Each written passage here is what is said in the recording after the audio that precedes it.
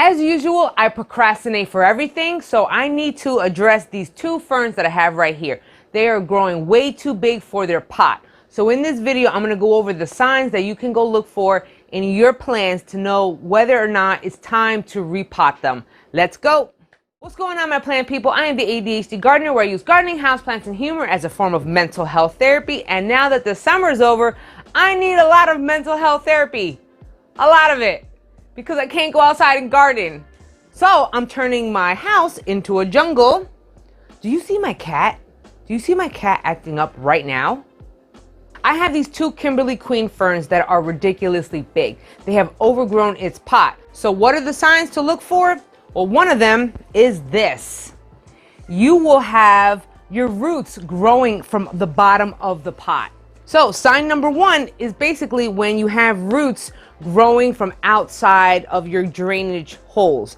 As you see here, I got this one, and this one is growing right through that. This is going to be a pain in the butt to transfer. As you see, look at that. Look at that drainage hole. Whoa, I have two roots, tons of roots growing right out of it. Okay, if I had drainage holes on the bottom, it'd be popping out of that too. But the holes are on the side, so they are popping right out of the side. This one is big. Now this one has bottom holes. Now this one has bottom drainage holes, as you can see here. And yes, the roots are popping out of it. Another sign to look for is the actual nursery pot that the plant is in. Whether it be ceramic or terracotta. Now that can break. Yes, I have seen it if the roots are really, really big, strong ones. But if you have little plastic ones, another sign is if the plastic nursery pot actually breaks open. It has happened to me before. I've seen other people it happen. It will rip down the side, it will break, it will crack open because the roots are screaming, please, I need to get the hell out of this pot. And it will break itself through. But for this one right now, this has not broken through yet. I have had plants that have broken through. So that is another sign telling you, hey, you need to repot this sucker. The third way to tell if it is time to repot your plant is if when you're watering it and the next day, that shit is dry, bone dry. The reason could be that you constantly have a need to water and water and water, and it looks like you haven't watered even though you have, is because this thing is just full of roots. What do I mean by that? Let's just say, hypothetically, that this plant you only water maybe twice a week. Okay, cool, twice a week. But then you start realizing, wow, maybe the leaves are starting to die. Wow, the soil is a lot drier. What is going on? You need to start watering it a lot more, like almost every day, depending on the size of your plant, really. Now, this is the other reason why I need to repot this. I needed to water this literally every day. Every day.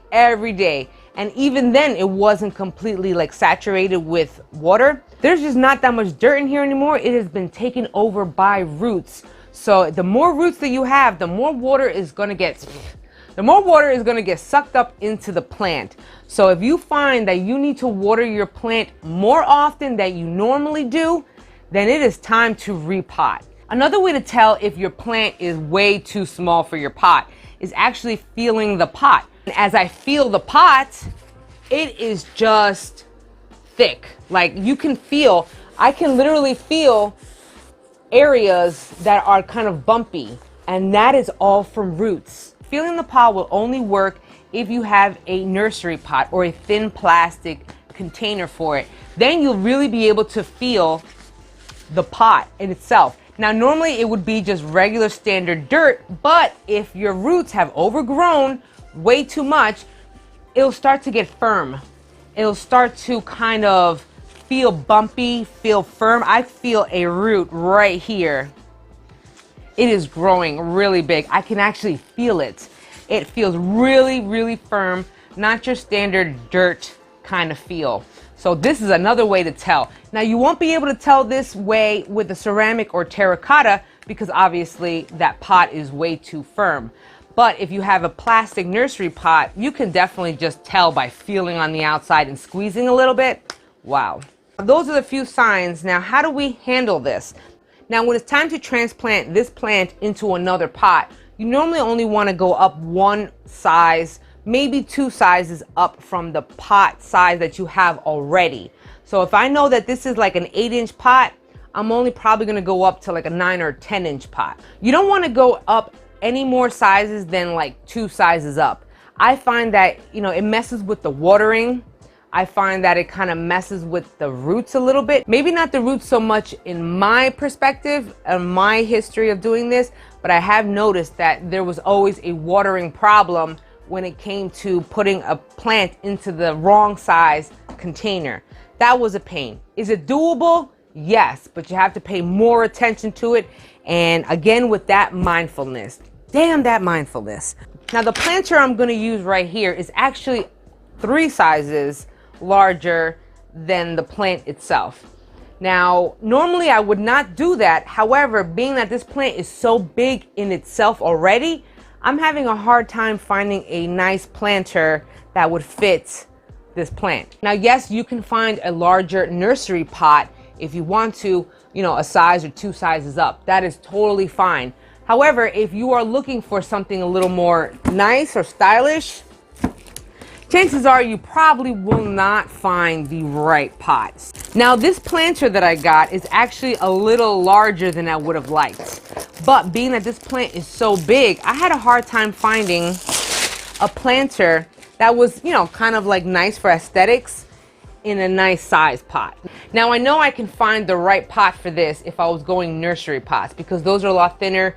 There's a lot more sizes available. Now, if you're just going to a big box store and whatnot, your choices and your options may be limited like mine was. So this pot is actually a lot bigger. I'm gonna show you what the difference is. But before we even get there, what are we gonna do for this? We're gonna drill holes. This one that I got, because I love the barrel look. Obviously I don't have a barrel, but I have a plastic one that looks just like it. It did not come with drainage holes, so what are we gonna do? Put drainage holes in this sucker.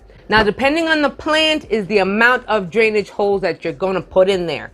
Ferns like to be kind of kept a little on the moist side, a little on the damp side, so I'm not gonna be putting as many drainage holes in this planter. I have enough in there. That's not too many.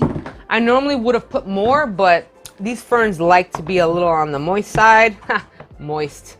What a funny word. I'm 36 years old and I still enjoy and find it funny to say the word moist. Now I have my soil here. This is an indoor potting mix. Now I'm normally saying, you know, fix up your soil that you're going to be putting in your containers using perlite, rocks, or whatever other things. But you have to kind of keep in mind the type of plant that you're going to be putting in this and using. Not every plant wants the same conditions. So this plant loves kind of being damp and moist. There goes that moist word again. Being that this plant loves to be moist, damp, whatever you want to call it. That's so funny. I'm not going to add perlite and I'm not going to add cactus mix. I'm not going to add any of that. Now, if you see here, now if this is a 10-inch pot right here, no dirt is going to fall out of it because it's all roots. So as you see here, this pot is actually it's a decent size, 10-inch. Now this is a 16-inch pot, but notice the bottom. It's pretty good. It's only maybe about a size or 2 up. Look at it. So I know that this one will be okay. It's wide on the top. Yes, I know. Unfortunately, when you go bigger in pot sizes, they tend to get wider on the top. But the bottom is still kind of, you know, within size. So that is why I'm going to use this. All right. You probably shouldn't pull either. Don't pull your roots. You could be shocking your plant. However, I don't listen to my own advice and I'm just gonna yank because I don't want to get up and go find me a pair of scissors. All right. That was terrible. Don't do that. Do as I say, not as I do. Ever heard your parents say that to you when you were a kid? Oh, I'm sorry, plants. I don't mean it. Luckily, you are resilient like your mama. All right, here we go. I think that kind of loosened it up. Oh my gosh, I don't want to cut this pot. Ugh. Switch. Oh, there it is. There it is. I got it. Whoa. This is kind of like a peat moss medium. So I'm just literally going to leave it like this. So I guess it did work out that I have a larger pot to fit it in. Oh, that's going to look nice. I put some dirt on the bottom of it. Bam! Here it is. All right.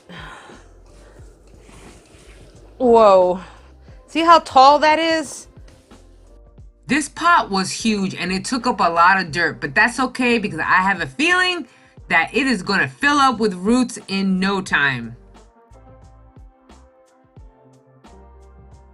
All I know is that sucker is heavy, so I am going to recruit my boyfriend to be moving it around all around the house, inside and out, from now on, because that sucker is heavy. I hope you enjoyed this video, and if you did enjoy this video and you want to show me some love, then don't forget to smash that like button.